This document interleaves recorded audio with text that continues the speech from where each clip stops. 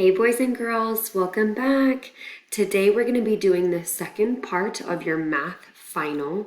Hopefully you completed all of your work yesterday on the first part and you tried your very best, and today we are going to complete the rest of it, and then you are all done with your math curriculum for the whole year. You have worked so hard and I am so proud of you. Let's get started with the first problem. All right, so you ended yesterday with shapes where you colored in shapes and you told me how many you colored. And today we're going to pick right back up with shapes, okay? So the first two problems that you're going to see on your test on the next slide, E says color 1/2 of the rectangle. So it wants you to color in 1/2 of this rectangle down here, and then try and write on the line what shapes were used to make this rectangle.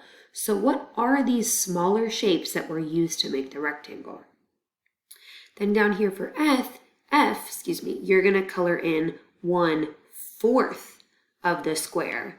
And then again, tell me what shapes were used to make up that square. What are the smaller shapes?